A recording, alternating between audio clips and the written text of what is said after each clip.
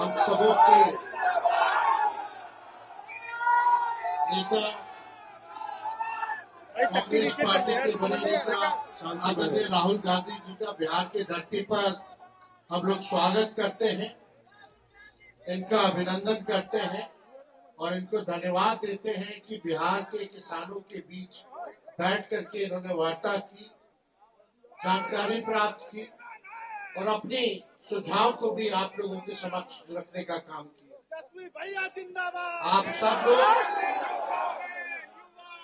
आप सब लोगों से हम कहना चाहते हैं कि मेरा मानना है कि जो अन्नदाता है, गर्मी में, सर्दी में, बारिश में, दिन भर खेत में लग करके मेहनत करके खून पसीने से हम सबों के थाली में 3-4 वक्त का अगर आता है तो वो अन्नदाता की वजह से आता है। तो अगर देश में किसी का भी सबसे ज्यादा औहदा अगर होना चाहिए तो वो किसान भाइयों का औहदा होना चाहिए, हमारे अन्नदाताओं का होना चाहिए, जो हमारा पेट भरने का काम करता है। लेकिन आजकल जो जमाना है, जो आप लोगों को बतलाया जाता है, राहुल गांधी जी ने सच आप लोगों के समक्ष रखा कि मुद्दे की बात नहीं होती है, मोदी जी की बात होती है। मुद्दे की बात होनी चाहिए, किसानों की बात होनी चाहिए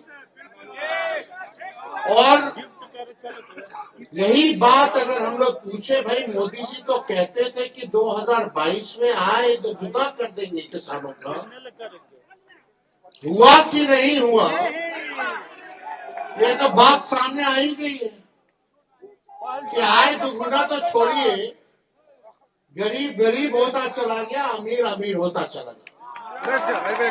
ये सच्चाई है, ये बिहार की तो सच्चाई है ही, लेकिन देश की भी सच्चाई। आज पूरे देश के किसान आंदोलन कर रहे, प्रधानमंत्री जी से 2 मिनट वक्त चाहते हैं कि अपना दुखड़ा जो है वो अपने देश के प्रधानमंत्री के सामने रखें, लेकिन प्रधानमंत्री जी के पास समय नहीं है। वो प्रियंका चोपड़ा से जरूर मिलेंगे, लेकिन हमारे किसान भाइयों से नहीं मिलेंगे। देखिए, कई तरह की बातें वो करते रहते हैं, हमको उस पर जाना नहीं है। मेरा स्पष्ट रूप से मानना है और मेरा समर्थन है और इस आंदोलन में हम आपके भागीदार हैं कि एमएसपी जो है आप लोगों को मिलना चाहिए, उससे कम कुछ नहीं होना चाहिए। और आप सब लोगों को कहना चाहते हैं कि हम लोगों की कोशिश लालू जी के समय में, राबड़ी जी के समय में बाजार समिति था, मंडी था, वो नीतीश कुमार जी के आने के बाद उन्होंने खत्म कर दिया। और हम लोगों ने कृषि मंत्री भी सुधाकर सिंह जी को बनाने का काम किया था और लगातार यही बात थी कि भाई कम से कम बाजार समिति मार्केट जो है वो बन जाए। लेकिन आप लोग तो सब लोग अच्छे से जानते हैं हमारे मुख्यमंत्री जी कैसे, वो किसी का सुनना नहीं चाहते, लेकिन फिर भी हमारा महागठबंधन का सरकार था, खुद का नहीं था। और एक हम लोग चाहते थे बड़े लक्ष्य को लेकर के, नीतीश जी ने तो माफी मांगा ही था कि अब दोबारा गलती नहीं करेंगे, मिट्टी में मिल जाएंगे, मर जाएंगे, लेकिन भाजपा में नहीं जाएंगे। तो हम लोग तो भोले भाले लोग हैं, बात जो है समझ में आता, चलो कोई नहीं, देश में सांप्रदायिक शक्तियों को रोकना है।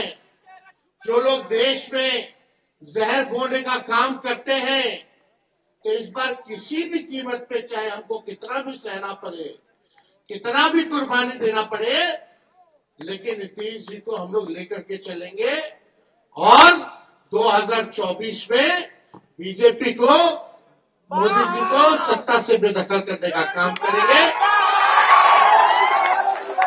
और हम लोगों ने एक थके हुए मुख्यमंत्री को, थके ही हुए हैं ना, चुनाव में क्या कहते थे कि नौकरी अपने बाप के पास से लाएगा पैसा देने के लिए। हमने बोला था कि रिक्त पदे हैं, साइंटिफिक अध्ययन हम लोगों ने कर रखा था कि कौन से डिपार्टमेंट में कितने पदे खाली है। एजेंडा था 10 लाख नौकरी देने का, लेकिन सोचो 17 महीने में हम लोगों ने 5 लाख सरकारी नौकरी देने का काम किया, तो देश के इतिहास में कहीं नहीं हुआ। एक विभाग ने तो 2 लाख से भी ज्यादा सरकारी नौकरी जो है दिया। अब तो तीसरा फेज भी आ गया। और यही नहीं, मुख्यमंत्री जी तो वही स्वास्थ्य विभाग का मेरा फाइल दबा के रखे जाए, 1,30,000 लोगों को बहाली जो है निकालना था, लेकिन कई कैबिनेट मीटिंग में नहीं आए। बोले आप कर देंगे, आप कर देंगे, आप कर देंगे। तो चलो, ज्यादा किसी का बुराई नहीं करना है, बुराई करने से कोई फायदा नहीं है। मेहनत करेंगे, लड़ाई लड़ेंगे। और राहुल जी आज आए हैं, हम उनका स्वागत करते हैं। और ये घूम करके देश भर में देश को जोड़ने का काम कर रहे हैं, और ये बहुत जरूरी है। ये नफरत की राजनीति जो लोग करते हैं, जो झूठ का प्रचार करते हैं, हमने पहले भी कहा था कि मोदी जी जो है वो झूठ बोलने के फैक्ट्री हैं। मोदी जी जो है वो झूठ बोलने के होलसेलर हैं। मोदी जी जो है झूठ बोलने के मैन्युफैक्चरर हैं। मोदी जी जो है झूठ बोलने के डिस्ट्रीब्यूटर हैं। तो इसलिए आप सब लोग जागरूक समाज है।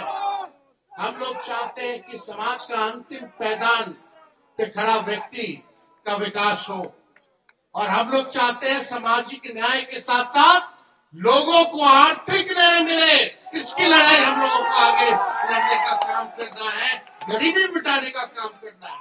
जाति आधारित गणना हम लोगों ने कराया, लेकिन मोदी जी ने तो मना कर दिया था। हम लोग खुद गए थे, मिले थे, बात को रखा था, लेकिन अभी हम लोगों का यही योजना था कि जाति आधारित गणना तो हो गया, कौन समाज का कितना लोग है, लेकिन उसमें ये भी हम लोगों ने निकलवाया कि कौन कितना गरीब है, कौन परिवार जो है भूमिहीन है, कौन परिवार भीख मांग करके गुजारा करता है, किसके पास घर नहीं है, किसके पास रोजगार नहीं है।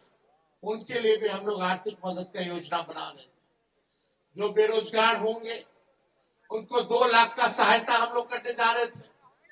जो भूमिहीन थे उनको 1 लाख का मदद कर रहे थे ताकि वो जमीन ले ले, और जिसको घर बनाने का पैसा नहीं उसको 1,20,000 का मदद हम लोग करने जा रहे थे। ये योजना हम लोगों ने बनाया था ताकि किसी भी प्रकार से गरीबी जो है वो कम हो। और इसका कुल जो बजट था लगभग 2,50,000 करोड़ का जो बजट था। हम लोग मांगते रहे विशेष सहायता मिल जाए। भारत सरकार से डबल इंजन की सरकार है।